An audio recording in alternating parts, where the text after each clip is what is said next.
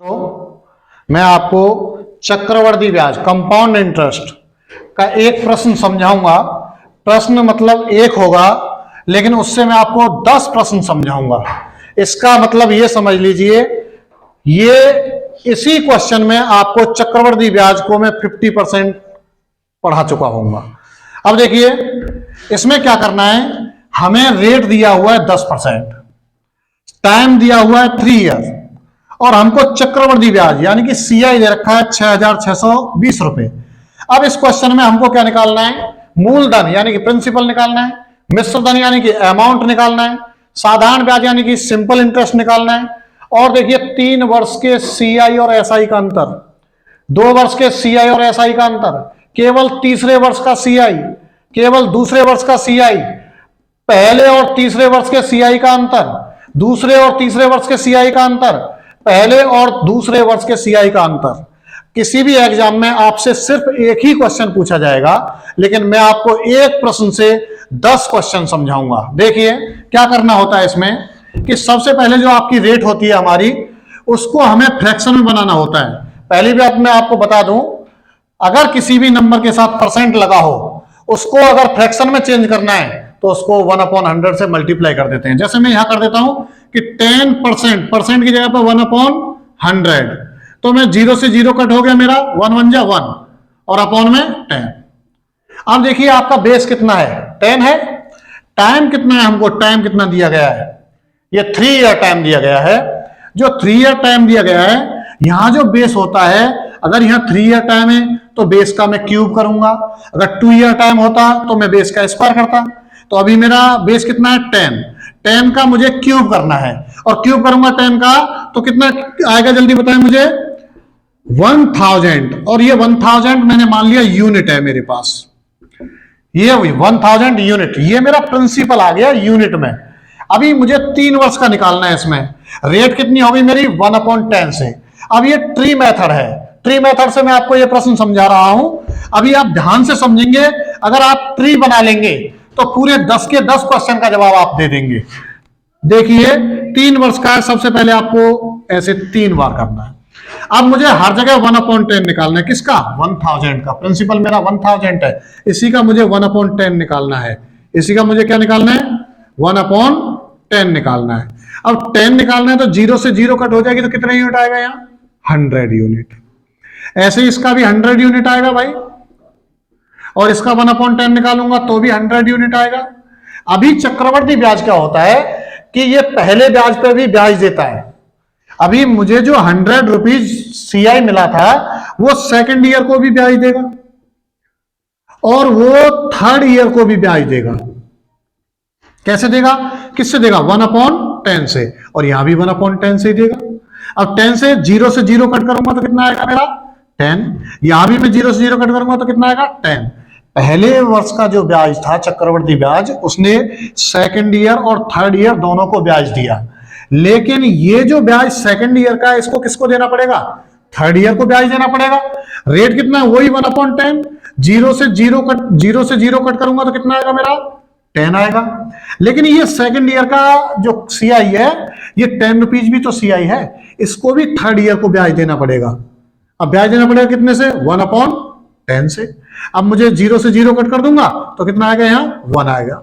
अभी देखिए मुझे क्वेश्चन में क्या दे रखा है, चक्रवर्ती ब्याज दे रखा है, सीआई दे रखा है। अब टोटल सीआई अगर हमें निकालना है, तो ये जितना भी होता है आप पूरे को ऐड करोगे, पूरे को जोड़ दोगे, तो ये पूरा आपका क्या है, सीआई है। अब मैं इसको ऐड करूं, 100, 100, 200, 300, मतलब 300 हो गया। 10, 20, 30 और 1 31, यानी कि 300 और 31 कितना हो गया, 331। अब मुझे पता लगी कि मेरा जो ये 6620 है, ये कितने यूनिट की वैल्यू है, 331 यूनिट की वैल्यू है। अब इसमें क्या करना है, बस आपको ये देखना है कि इससे अगर मैं इसको कट करूं तो ये कितने टाइम्स कट होगा, ये कट होगा 331 से डबल टाइम तो हो गया 662, और 0 की 0। मैं कह सकता हूं कि 1 यूनिट की वैल्यू आई मेरी 20। 1 यूनिट की वैल्यू कितनी आई, 20।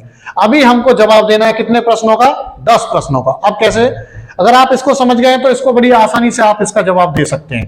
कैसे देंगे कि मूलधन यानी प्रिंसिपल, प्रिंसिपल मैंने बताया था कि ये जो है ये आपका क्या है, ये प्रिंसिपल है आपका। कितने यूनिट है? 1000 यूनिट। आप लिख सकते हो यहाँ 1000 यूनिट क्या है आपका प्रिंसिपल। लेकिन एक यूनिट की वैल्यू कितनी है? 20। तो आप इसको 20 से मल्टीप्लाई करोगे तो कितना आ जाएगा? 20,000 रुपीज। कितने रुपए आ गया? 20,000 रुपए आपका क्या है प्रिंसिपल।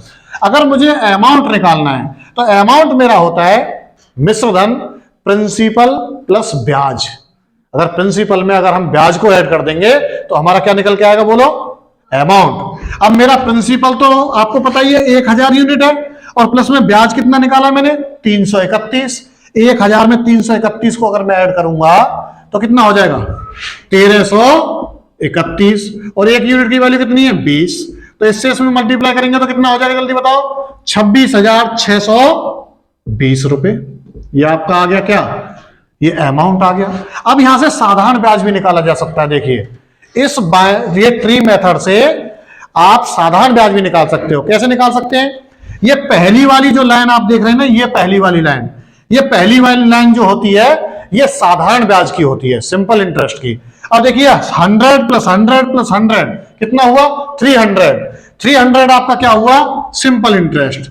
लेकिन ये यूनिट में आ रहा है हर बार। लेकिन एक यूनिट की वैल्यू मेरी कितनी है यहाँ? 20।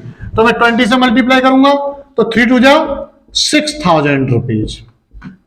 नेक्स्ट क्वेश्चन है मेरा 3 वर्ष के सीआई और एसआई का अंतर। देखिए ये पहली वाली लाइन जो थी हम इसको ढक लेते हैं तो ये हमारा साधारण ब्याज है। इससे ज्यादा जितना भी है वो हमारा सीआई और एसआई का 3 वर्ष का डिफरेंस है। 10 20 30 और 1 31 कितना आया? 31। इतने यूनिट आया हमारा ये। और एक यूनिट की वैल्यू कितनी है? 20। इसकी मल्टीप्लाई करेंगे 31 2 जा 62 यानी कि 620 रुपए। अभी मैं 5वां प्रश्न करता हूं। इसमें 2 वर्ष के सीआई और एसआई का अंतर, केवल 2 वर्ष के। ये पहली वर्ष होती है, ये दूसरी वर्ष होती है, ये तीसरी वर्ष के लिए होता है। तो पहले वर्ष का ब्याज कितना है मेरा? 100 रुपए।